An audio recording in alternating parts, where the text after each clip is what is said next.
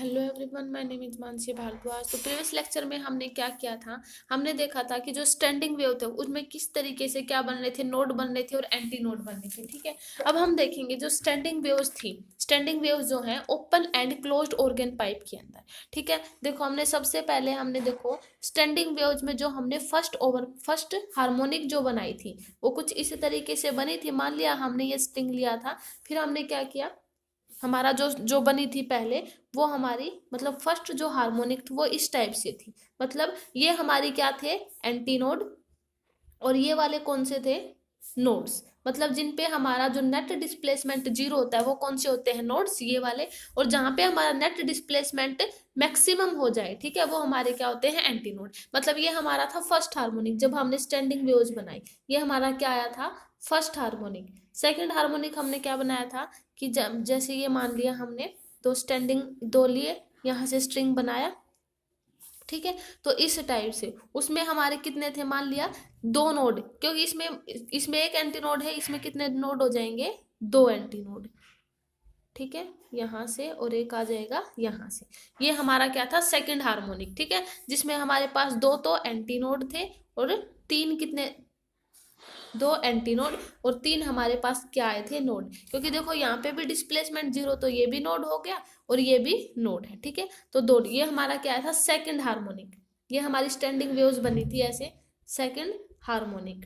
ठीक है, और थर्ड हमारा बना था जब हमने दो स्ट्रिंग को लिया था, उसमें हमने तीन एंटी नोड लिए थे, है ना। तीन एंटी नोड बन गए थे और चार हमारे पास क्या आ गए थे, नोड्स। तो मान लिया ये और ये, तो इस तरीके से हमारे पास तीन एंटी नोड बन जाएंगे और चार क्या बन जाएंगे, नोड। ठीक है, तो ये नोड, ये नोड, ये नोड और ये नोड। ठीक है, तो नोड क्या हो गया, जहां पे हमारा डिस्प्लेसमेंट क्या आया था, जीरो। अब जो हमारा जो ये ऑर्गन पाइप है, इसमें जो होती है, इसमें जो वेव ट्रेवल करती है, साउंड वेव ट्रेवल करती है। साउंड वेव्स होता है क्योंकि इसमें एयर का प्रेशर होता है। क्योंकि हमारा जो ऑर्गन पाइप होता है वो एक साइड से, मतलब दो टाइप के होते हैं ऑर्गन पाइप, एक तो क्लोज्ड ऑर्गन पाइप और एक ओपन ऑर्गन पाइप। जो हमारे ये जो साउंड वेव्स है, वो हमें पता है कि साउंड वेव हमारी कैसी होती है, लॉन्गिट्यूडनल। लॉन्गिट्यूडनल का मतलब हमारा जो, यानी जो पार्टिकल का मोशन है वो parallel to propagation of a waves, उसी डायरेक्शन में होगा जिस डायरेक्शन में वेव ट्रेवल कर रही है। तो हमारी जो साउंड वेव्स हमने देखा था लॉन्गिट्यूडनल होती हैं। लॉन्गिट्यूडनल होती हैं तो मतलब एयर का प्रेशर लगता है। ठीक है, और हमने देखा था कि जो हमारी लॉन्गिट्यूडनल वेव आ रही थी उसमें जो मतलब दो हो रहे थे, एक तो कंप्रेशन हो रहा था, एक रेयरफेक्शन हो रहा था। मतलब जो डिस्प्लेसमेंट है वो अलग अलग टाइप से आया था। एक तो हमारा डिस्प्लेसमेंट के कारण और दूसरा प्रेशर के कारण भी आ रहा था, डेंसिटी के कारण भी। तो हमारी जो ये साउंड वेव्स थी, क्योंकि हमें पता है कि जो हमारी ये होती है, ये इसके मतलब पाइप के अंदर, ऑर्गन पाइप के अंदर हमारी साउंड वेव ट्रेवल करती है। तो साउंड वेव के हमने दो लिए थे। एक तो हमारी डिस्प्लेसमेंट के कारण इक्वेशन क्या थी, y is equal to A sine omega T minus K X आई थी डिस्प्लेसमेंट के कारण। और प्रेशर के कारण हमारी क्या इक्वेशन आई थी, ये हमारी साउंड वेव्स में होती है ना, ये क्योंकि डिस्प्लेसमेंट के कारण है। और प्रेशर के कारण एस इज इक्वल टू, मान लिया वही equation, A sine omega T minus K X. Pressure की इक्वेशन हमारी क्या थी, डेल्टा पी यानी change in pressure is equal to delta P naught यानी initial pressure sine omega T minus K X plus pi by two. यानी हमारी जो sound wave थी उनमें जो डिस्प्लेसमेंट वेव और जो हमारी प्रेशर वेव था उनमें कितना फेज डिफरेंस था, पाई बाय टू का फेज डिफरेंस था, है ना। क्योंकि देखो प्रेशर में क्या होता है, कंप्रेशन और रेयरफेक्शन बनते हैं, और जो हमारा डिस्प्लेसमेंट वेव है वो सिंपल चलती रहती है। तो डिस्प्लेसमेंट इसमें प्रेशर में पाई बाय टू, क्योंकि कंप्रेशन और रेयरफेक्शन होने के कारण उसमें जो फेज आता है वो पाई बाय टू का आ जाता है, plus minus pi by two आ जाता है। कंप्रेशन के कारण माइनस पाई बाय टू हो जाएगा और जब रेयरफेक्शन होगा तब क्या हो जाएगा, प्लस पाई बाय टू। ये हमारी क्या बनी थी, प्रेशर वेव। ठीक है, और इनका जो ग्राफ आया था, मतलब जो ग्राफ बनेगा, इसका ग्राफ क्या बनेगा, जो प्रेशर वेव है, मान लिया इसका ये, सॉरी, जो इस डिस्प्लेसमेंट वेव उसका ये बनेगा कुछ इस तरीके से। ये हमें पता था, ये हमारी इक्वेशन, मतलब ये हमारी वेव आई थी, ठीक है, डिस्प्लेसमेंट की। और यही अगर ग्राफ हम प्रेशर की टर्म में बनाए, क्योंकि प्रेशर क्या है, पाई बाय टू के फेज डिफरेंस से आगे भी हो सकता है और पीछे भी हो सकता है। तो हमारा मतलब हम कैसे क्या कह सकते हैं, जहां पे डिस्प्लेसमेंट वेव का नोड होगा वहां पे जो प्रेशर वेव है वहां पे उसका क्या हो जाएगा, एंटी नोड। क्योंकि पाई बाय टू के फेज डिफरेंस है वो उससे आगे है, आगे भी है या फिर पीछे भी हो सकती है, क्योंकि plus minus pi by to है ना, इस तरीके से। तो ये हमारी क्या थी, डिस्प्लेसमेंट वेव, डिस्प्लेसमेंट वेव।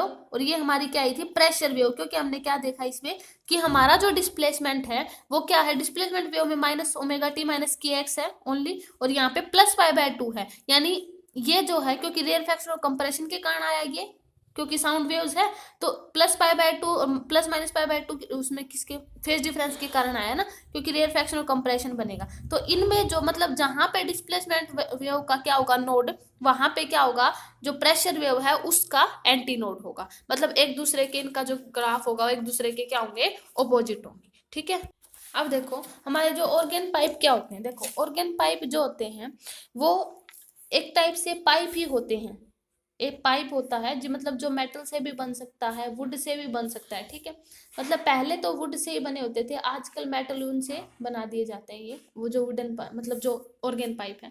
उनका ऑर्गन पाइप नाम क्यों हुआ, क्योंकि इनके जो ये पहले पाइप होते थे ये किससे बनाए जाते थे, जो एनिमल्स की जो ऑर्गन होती थी उनसे पहले बनाए जाते थे, इसलिए इनका नाम जो है ऑर्गन पाइप लिखा गया। ठीक है, रखा गया। तो ऑर्गन जो पाइप होते हैं वो 2 टाइप के होते हैं। ठीक है। देखो इसका जो यूज होता है, मतलब ये बांसुरी में भी, मतलब बांसुरी टाइप भी हो सकता है इसका, मतलब इनकी शेप कुछ इस तरीके से होती है, और पाइप ऑर्गन की इस तरीके से। ठीक है, मतलब इस तरीके से होती है, फिर ये इस तरीके से घटते जाएंगे, इस तरीके से बढ़ते जाएंगे, तो इस तरीके से होते हैं हमारा जो पाइप ऑर्गन होते हैं ये। ठीक है। तो हमारे जो ऑर्गन पाइप होते हैं वो 2 टाइप के आते हैं। टाइप पहला तो होता है closed organ pipe, closed organ pipe, मतलब एक टाइप से हम ये कह सकते हैं कि हमारा म्यूजिकल इंस्ट्रूमेंट होता है। ठीक है। या फिर इसमें इसका एक एग्जाम्पल क्या हो सकता है, बांसुरी, जो बांसुरी होता है ना, क्योंकि उसमें बहुत सारे देखो इस तरीके से क्या होते हैं, होल होते हैं ना, उनके कारण क्या होता है, हमें उसमें से जो म्यूजिक सुनाई देता है ना बांसुरी के कारण, तो वही एक टाइप से वही होती है। तो क्लोज ऑर्गन पाइप, और सेकेंड होता है open organ pipe, open organ pipe. अब देखो जो क्लोज्ड ऑर्गन पाइप होता है इनमें, क्योंकि हमने देखा कि डिस्प्लेसमेंट के कारण और प्रेशर वेव के कारण, प्रेशर वेव के कारण इस तरीके से घटते हुए आएंगे ये। ठीक है। जो हमने देखा कि डिस्प्लेसमेंट वेव के में और जो हमारी प्रेशर वेव में पाई बाय 2 का फेज डिफरेंस आया था। तो ओपन एंड और जो क्लोज्ड एंड होगा, ओपन एंड मतलब ओपन एंड में क्या होगा, जहां पे डिस्प्लेसमेंट वेव का एंटी नोड होगा ना, वहां पे प्रेशर वेव का क्या होगा, नोड होगा, है ना, क्योंकि ऑपोजिट है। क्लोज्ड ऑर्गन पाइप में क्या होगा, जहां पे डिस्प्लेसमेंट वेव का नोड होगा वहां पे प्रेशर वेव का क्या होगा, एंटी नोड। ठीक है। तो देखो पहले हम बात करते हैं, अब हमें क्या बतानी है कि क्लोज्ड ऑर्गन पाइप के अंदर, क्योंकि हमें स्टैंडिंग वेव्स बतानी है किसके अंदर, क्लोज्ड ऑर्गन पाइप के अंदर। तो पहले हम बात करते हैं क्लोज्ड ऑर्गन पाइप। देखो क्लोज्ड ऑर्गन पाइप और ओपन, जो हमारा क्लोज्ड, देखो पहले बता दें कि जो क्लोज्ड ऑर्गन पाइप होता है वो क्या होता है, देखो एक टाइप से एक साइड से क्लोज्ड। ठीक है, यानी ये होता है हमारा क्लोज्ड ऑर्गन पाइप। ठीक है, ये होता है हमारा क्लोज्ड। और ओपन ऑर्गन पाइप क्या होता है, जब दोनों तरफ से क्या हो, ओपन हो, ओपन ऑर्गन पाइप, जो दोनों तरफ से क्या हो, ओपन हो, यानी इस तरीके से, ये हमारा क्या हो जाएगा, ओपन ऑर्गन पाइप। ये होते हैं हमारे क्लोज्ड। तो क्या होता है, एक टाइप से एक साइड से क्या हो, बंद हो, है ना, क्लोज्ड हो, वो हमारा होता है क्लोज्ड ऑर्गन पाइप। और ओपन ऑर्गन पाइप क्या होता है, जो दोनों तरफ से ओपन हो। ठीक है। तो पहले हम बात करते हैं कि स्टैंडिंग वेव्स इन closed organ pipe, standing waves इन closed organ pipe. Closed organ pipe के अंदर स्टैंडिंग वेव्स क्या होंगी, किस तरीके से होंगी, क्योंकि देखो जो क्लोज्ड ऑर्गन पाइप होता है उसके जैसे हम उसको इस तरीके से लिखेंगे, मतलब एक साइड से वो क्या है, क्लोज्ड है। क्लोज्ड है तो ये वाला साइड क्या होगा, नोड, क्योंकि यहाँ पे पार्टिकल का कोई मूवमेंट नहीं होगा, पार्टिकल ओसिलेट नहीं करेंगे, और यहाँ पे पार्टिकल के पास मैक्सिमम एम्पलीट्यूड होगा, यानी मैक्सिमम के साथ एम्पलीट्यूड। तो मैक्सिमम एम्पलीट्यूड वाला पॉइंट क्या होता था, एंटी नोड, और जहां पे पार्टिकल मूव ना कर सके वो हमारा क्या होता था, नोड। ये हो गया। तो इस तरीके से मान लिया इसकी लेंथ हम पूरी एल मान लेते हैं यहां से यहां तक, और हमें पता है कि जो फेज डिफरेंस, जो नोड और एंटी नोड के बीच में जो वो डिस्टेंस होती है वो कितनी होती है, लैम्बडा बाय 4 होती है ना। तो लैम्बडा बाय 4 यानी जो ये पूरी एल है, क्योंकि नोड और एंटी नोड ही बन गए, अब इनके बीच में डिस्टेंस कितनी है, लैम्बडा बाई 4। तो इस एल को हम किसके इक्वल लिख सकते हैं, लैम्बडा बाई 4 के इक्वल लिख सकते हैं, ठीक है। और यहां से लैम्बडा की वैल्यू कितनी आ जाएगी, 4L, ये आ जाएगी लैम्बडा की वैल्यू। उसके बाद अगर हम इसमें क्या निकाले, फ्रीक्वेंसी, यानी हम ऐसे कह सकते हैं कि फंडामेंटल फ्रीक्वेंसी, क्योंकि हमारे एक जब फर्स्ट हार्मोनिक के लिए निकालते तो हमारी क्या होती है, फंडामेंटल फ्रीक्वेंसी। तो F1, क्योंकि हमें फ्रीक्वेंसी निकालनी, फ्रीक्वेंसी क्या होता है, speed bye wavelength, sound of A speed bye wavelength, ये स्पीड ऑफ ए साउंड होगी v, और लैम्बडा की वैल्यू कितनी है, 4L। यानी हमारी ये हमारी क्या होती है, फंडामेंटल फ्रीक्वेंसी, F1 जिसे हम बोलते हैं, ये हमारी क्या होती है, फंडामेंटल फ्रीक्वेंसी, या इसको हम क्या बोल सकते हैं, फंडामेंटल फर्स्ट हार्मोनिक, है ना, इसको हम बोल सकते हैं फर्स्ट हार्मोनिक, ठीक है, ये हो गया। तो ये हमारी फंडामेंटल फ्रीक्वेंसी होगी F1, और यहाँ से V/4L हो जाएगा, ठीक है, ठीक है। तो ये हमारी क्या हो गई थी, फर्स्ट हार्मोनिक। अब हम क्या निकालेंगे, सेकंड हार्मोनिक, फर्स्ट हार्मोनिक, ठीक है। अब देखो हमारा जो ये देखो यहाँ से, क्योंकि हम इसमें अब क्या निकालेंगे, फर्स्ट ओवरटोन, मान लिया कि हमारे फर्स्ट हार्मोनिक, अब ओवरटोन बनाते हैं, मान लिया इसमें एक ओवरटोन बना देते हैं, फर्स्ट ओवरटोन, मान लिया यहाँ पे नोड था हमारा, और यहाँ पे क्या है, एंटी नोड, ठीक है। यहाँ पे हम क्या बनाए, मान लिया कि, क्योंकि देखो इसमें जो पहले वाली जो बनी थी ना, जो ये क्या थी, इसको हम कैसे बना दे, देखो इस टाइप से बनेगी ये कुछ, ये बनेगी, यानी इस तरफ जो ओपन वाला होगा वो कौन सा होगा, एंटी नोड, और जो क्लोज्ड वाला होगा वो कौन सा होगा, नोड, ठीक है, ये हो गया ये। अब इसमें हम क्या बनाते हैं, इसमें हमने निकाली थी फर्स्ट हार्मोनिक के अंदर जो हमारी फंडामेंटल फ्रीक्वेंसी आई थी V/4 है, उसके बाद हम निकालते हैं, मान लिया फर्स्ट ओवरटोन हम बना दे इसके अंदर, मान लिया वो ओवरटोन इस तरीके से बना दे, ये हो गया, और ये हो गया फर्स्ट ओवरटोन, मतलब हमने ये एक और नोड इसमें डाल दिया, इसका मतलब यही हुआ, ठीक है, हमने ये फर्स्ट ओवरटोन बना दिया ये। अब देखो इस फर्स्ट ओवरटोन के अंदर क्या होगा, क्योंकि देखो हमें पता है ये हमारा क्या है, एंटी नोड, और ये होता है हमारा नोड, ये फिर से क्या आ गया, ये फिर एंटी नोड, ये फिर से नोड, क्योंकि यहाँ पे एंटी नोड हो गया। अब देखो जो हमारे इनके बीच में जो डिस्प्लेसमेंट आया, क्योंकि देखो हमारे नोड और नोड के बीच में, नोड और एंटी नोड के बीच में जो डिस्प्लेसमेंट होता वो क्या होता है, λ/4, क्योंकि देखो यहाँ पे ये भी एंटी नोड, और ये क्या आ गया, λ/4, ये फिर से नोड और एंटी नोड, यहाँ से क्या आया, λ/4, अब ये फिर से नोड और एंटी नोड, इनके बीच में फिर से डिफरेंस क्या आया, λ/4। तो यहाँ से जो टोटल आ गई, क्योंकि ये हमारी टोटल लेंथ थी, ये हम फर्स्ट ओवरटोन का निकाल रहे हैं, तो ये जो पूरी एल लेंथ है वो किसके इक्वल आई, 3λ/4, क्योंकि हम तीनों को जोड़ेंगे तो 3λ/4 बनेगी, ये हो गया 3λ/4। यहाँ से लैम्बडा निकालेंगे तो कितना आएगा, 4L/3, ये आ जाएगा।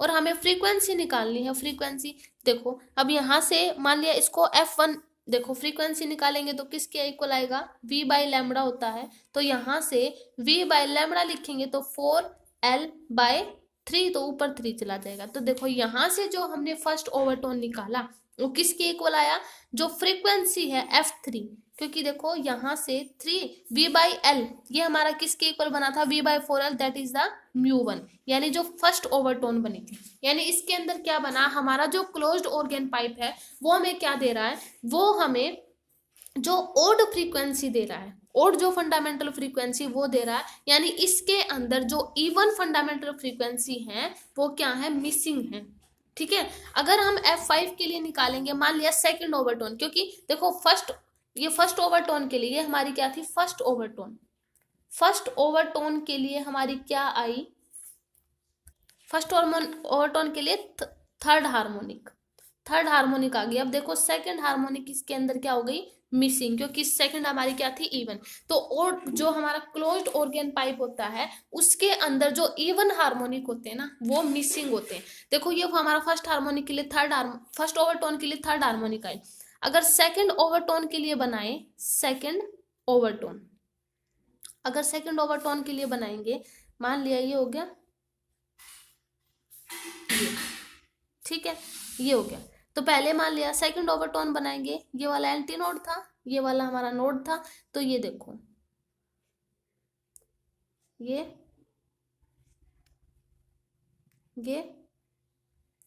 और ये इस तरीके से। तो ये हमारा देखो ये हो गए, ये हो गए। यहाँ पे भी एंटी नोड, यहाँ पे फिर से नोड, फिर से नोड और ये नोड, यानी हमारे पास 4 नोड हो गए। यानी देखो नोड और एंटी नोड के बीच में देखो यहाँ से λ/4, यहाँ से फिर से λ/4, यहाँ से फिर से λ/4, यहाँ से फिर से λ/4। टोटल कितने λ/4 बने? एक तो इनके बीच में, एक इनके बीच में, एक इनके बीच में, एक इनके बीच में और एक ही। तो कितना आ गया? 5 λ/4। तो टोटल जो ये लेंथ हुई हमारी, जो क्योंकि हमने सेकंड ओवरटोन के लिए बनाया है, ठीक है।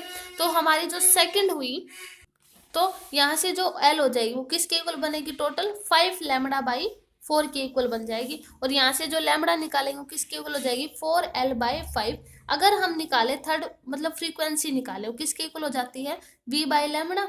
तो V बाय यानी speed, sound of A speed, speed of a sound. तो यहाँ से V और L, लैम्बडा की जगह लिखेंगे 4L और 5 चला जाएगा ऊपर। तो देखो यहाँ से जो F5 आया वो किसके इक्वल बनेगी? वो किसके इक्वल बनेगा? V/4L तो 5 और ये μ1, ये था हमारी फंडामेंटल जो फ्रीक्वेंसी आई थी ना μ1।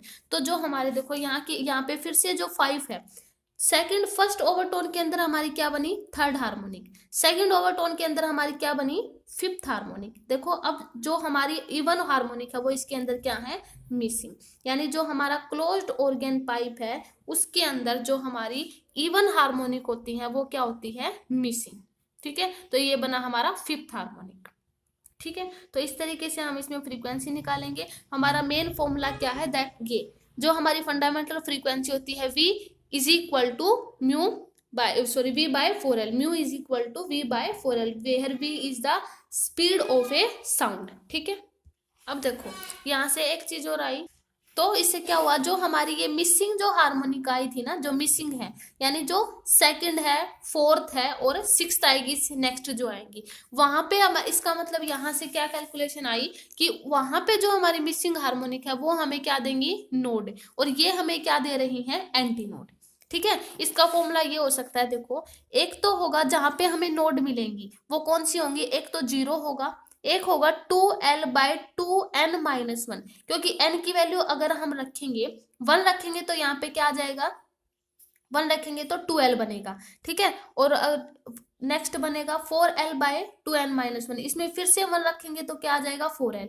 नेक्स्ट बनेगा 6L ये और 2n-1, यानी ये वाली जो हमारे नोड की पोजीशन होंगी, यानी जो इवन हार्मोनिक बनेंगी ना वो हमें नोड देगी, तभी तो इसके अंदर बन नहीं रही है, ठीक है। इसका मतलब ये जो हमें फ्रीक्वेंसी मिल रही है ये हमें किसकी मिल रही है? एंटी नोड की, ठीक है। यहाँ से जो F1 आया, F3 आया और जो F5 आया, ये हमारी किसकी पोजीशन आई है? एंटी नोड की। और पोजीशन ऑफ ए नोड्स की वो बनेगी। अगर एंटी नोड की पोजीशन के लिए निकालना है तो इसका क्या फॉर्मूला हो जाएगा? एंटी नोड की पोजीशन के लिए वो क्या आ जाएगा?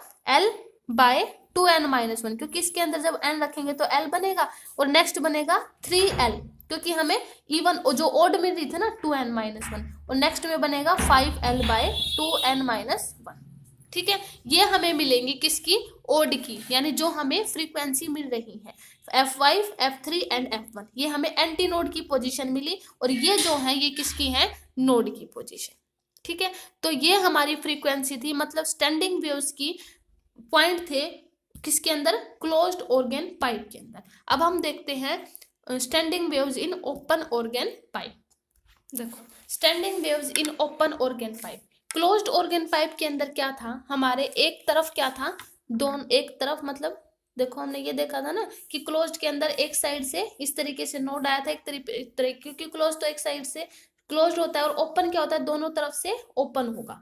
यानी देखो इसमें क्या होगा? दोनों तरफ से ओपन होंगे ये, यानी यहाँ पर भी एंटी नोड होगा और यहाँ पर भी हमारा क्या होगा? एंटी नोड, क्योंकि पार्टिकल इजीली मूव कर सकते हैं तो उनका एम्पलीट्यूड मैक्सिमम होगा वहां पे दोनों पॉइंट्स पे, क्योंकि क्लोज्ड नहीं है एक भी एंड से, ठीक है। तो यहाँ पे देखो ओपन ऑर्गन पाइप है, तो देखो बोथ साइड, दोनों साइड से क्या होता है? ओपन। अब देखो फर्स्ट वाले पॉइंट में इसमें हम क्या निकालेंगे?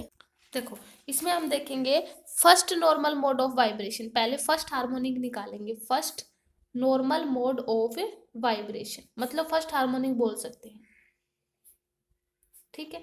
देखो पहले ये निकालेंगे, पहले हम देखो ये दोनों तरफ से क्या है? ओपन यहाँ से, तो कैसे बनेगा, दोनों तरफ से ओपन है तो ये कुछ इस तरीके से बनेगा। देखो ये बन गया, ये आ गया, यानी यहाँ पे भी एंटी नोड है और यहाँ पे भी क्या है, एंटी नोड। ठीक है, और ये आया हमारा नोड। अब देखो हमारे नोड और एंटी नोड के बीच का ये कितना होता है, λ/4, और यहाँ पर भी कितना हो जाएगा, λ/4। ठीक है, तो λ/4 किसके इक्वल आ जाएगा, 2 λ/4 के, और इसको हम मान लेते हैं इसकी टोटल लेंथ। तो जो ये लेंथ आ गई वो किसके इक्वल आई, λ/4 प्लस λ/4 यानी 2 λ/4। 2 λ/4 का मतलब क्या हुआ, λ/2। तो जो यहाँ से लेंथ आई वो किसके इक्वल आई, L इज इक्वल टू λ1/2, क्योंकि ये मान लिया।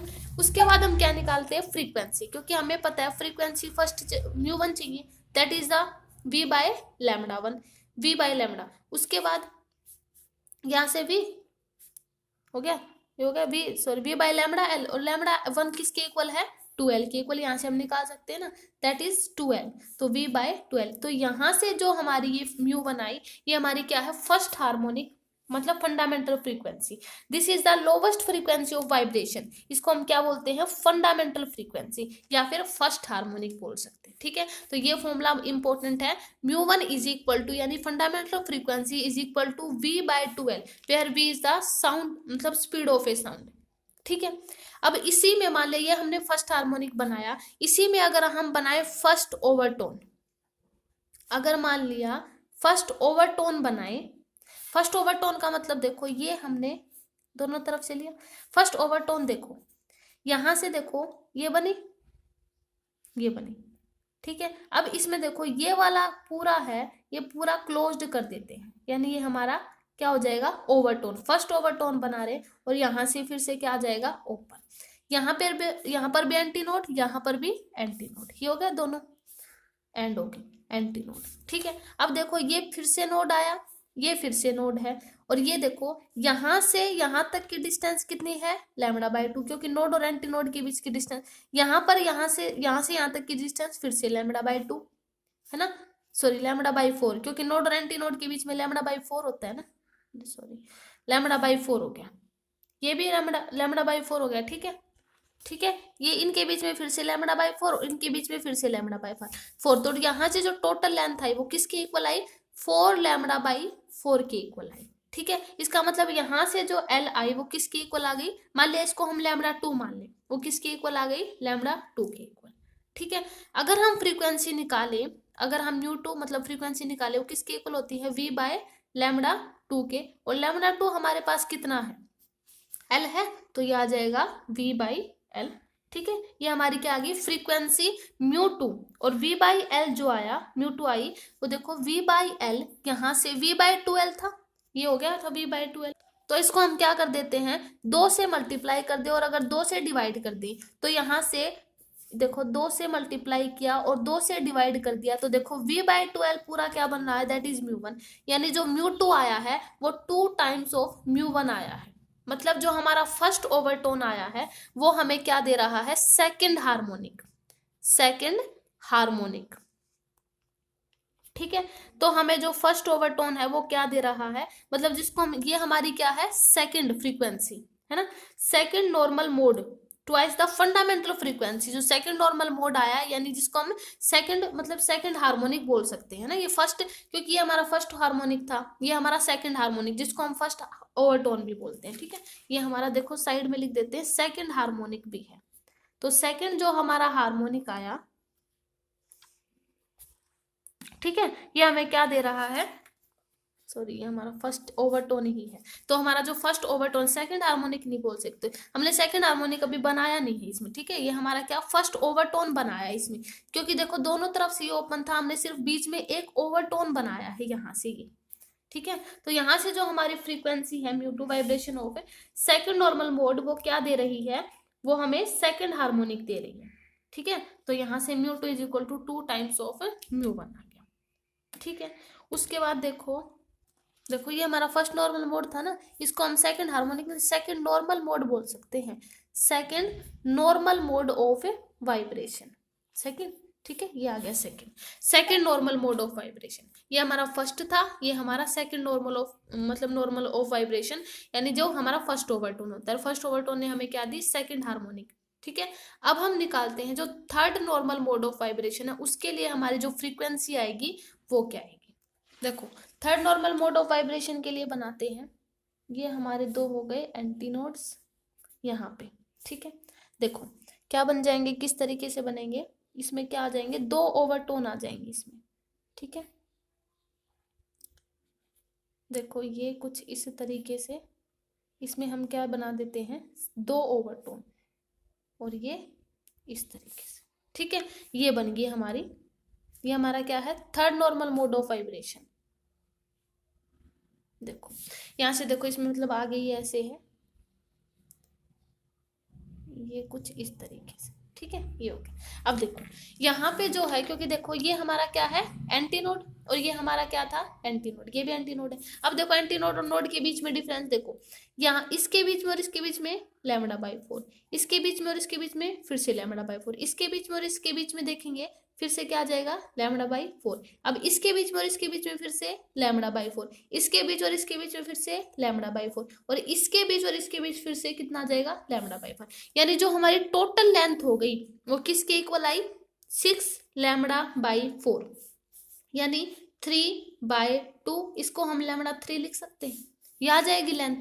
उसके बाद अगर हम फ्रीक्वेंसी निकाले μ3, वो किसके इक्वल आती है, V/L के इक्वल।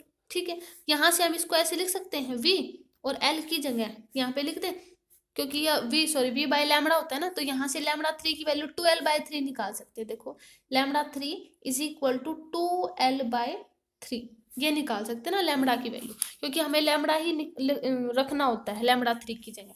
ये यहाँ पे L नहीं, λ3 आएगा। तो यहाँ से वैल्यू निकालें तो 2L/3 लिख दें, 2L और बाय 3 चला जाएगा ऊपर, ये हो जाएगा, मतलब 3V/2L। अब V/जो 2L आया था वो किसके इक्वल था हमारा, वो था हमारा जो फर्स्ट फंडामेंटल जो फ्रीक्वेंसी आई थी, वो थी हमारी V/2L। ये आई थी हमारी फर्स्ट जो हमारी हार्मोनिक थी। ठीक है, फर्स्ट हार्मोनिक नहीं, जो हमारी फंडामेंटल फ्रीक्वेंसी आई थी, है ना। तो V, अब V/2L यहाँ से μ1 हो जाएगा, तो 3 टाइम्स ऑफ μ1। ठीक है, यहाँ से हमारी क्या आ गई है, थर्ड हार्मोनिक, जिसको हम क्या बोलते हैं, सेकंड ओवरटोन भी बोलते हैं। ठीक है, अगर Vn के लिए निकालेंगे तो इसमें क्या हो जाएगा, NV1 आ जाएगा, ये हमारी nth टर्म के लिए निकालेंगे। ठीक है, तो यहाँ से हमें क्या दिखा कि जो ओपन ऑर्गन पाइप होता है उसके अंदर जो फंडामेंटल फ्रीक्वेंसी आती है वो क्या होती है, V/12। उसके अंदर हमारी क्या आई थी, V/4L, किसके अंदर, क्लोज्ड ऑर्गन पाइप के अंदर।